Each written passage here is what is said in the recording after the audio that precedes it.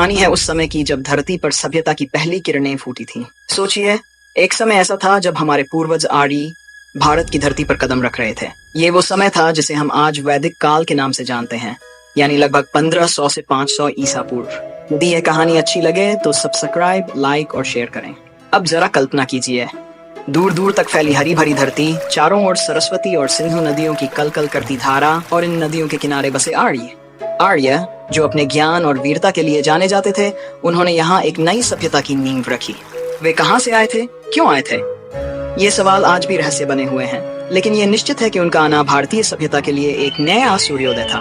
और अब आते हैं उस समय के सबसे बड़े रहस्य पर, वेदों की रचना। जी हाँ, इसी काल में 4 प्रमुख वेदों ऋग्वेद, सामवेद, यजुर्वेद और अथर्ववेद की रचना हुई। क्या आप जानते हैं, ऋग्वेद सबसे पुराना वेद जिसमें 1028 सूक्तों का संकलन है। सोचिए, कैसे उन सूक्तों के माध्यम से देवताओं की स्तुति की जाती थी, यज्ञों का आयोजन होता था और समाज में धर्म की नींव रखी जाती थी। अब जरा सोचिए, समाज की संरचना कैसी रही होगी। समाज 4 मुख्य वर्णों में बटा हुआ था, ब्राह्मण, क्षत्रिय, वैश्य, शूद्र। ब्राह्मण जो वेदों का अध्ययन करते थे और यज्ञ करते थे, क्षत्रिय जो अपनी तलवार की धार से राज्य की रक्षा करते थे, वैश्य जो व्यापार और कृषि में निपुण थे, और शूद्र जो इन सभी की सेवा करते थे। पर क्या आप जानते हैं उस समय महिलाएं भी कितनी महत्वपूर्ण थीं? उन्हें शिक्षा का अधिकार था और वे समाज में सम्मानित स्थान रखती थीं। सोचिए, वो समय कितना प्रगतिशील रहा होगा। अब धर्म की बात करें। क्या आप जानते हैं उस समय यज्ञ और हवन धार्मिक जीवन के मुख्य अंग थे। देवताओं की पूजा होती थी। इंद्र, अग्नि, सोम, वरुण और रुद्र जैसे देवता प्रमुख थे। लेकिन धर्म के साथ साथ दार्शनिक विचार भी उतने ही महत्वपूर्ण थे। उपनिषदों में आत्मा, परमात्मा और सृष्टि के रहस्यों पर गहन विचार किया गया। सोचिए, उस समय के लोग कितने गहरे विचारक रहे होंगे।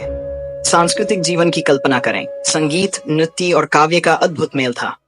सामवेद जिसमें संगीत और गायन का विशेष उल्लेख है, सुनने में कितना अद्भुत रहा होगा। और आर्थिक जीवन, कृषि, व्यापार और वाणिज्य में प्रगति की बातें करें। स्वर्ण, रजत और ताम्र मुद्रा का प्रचलन था। और विज्ञान, हाँ, उस समय खगोल शास्त्र, गणित और आयुर्वेद का विकास हुआ। ग्रहों और नक्षत्रों की स्थिति का अध्ययन, ज्यामिति और अंकगणित का प्रयोग और आयुर्वेद में चिकित्सा की अद्भुत पद्धतियां, सब कुछ उस समय ही विकसित हुआ। वैदिक काल की यह कहानी हमें बताती है कि हमारे पूर्वज कितने महान थे। उन्होंने न केवल धर्म और समाज की नींव रखी, बल्कि विज्ञान, संस्कृति और दार्शनिक विचारों का भी विकास किया। तो अगली बार जब आप ऋग्वेद के किसी सूक्त को पढ़ें, यज्ञ की महत्ता को समझें या उपनिषदों में आत्मा के रहस्यों पर विचार करें, तो ये याद रखें कि ये सब वैदिक काल की उन महान आत्माओं की देन है जिन्होंने भारतीय सभ्यता की नींव रखी थी।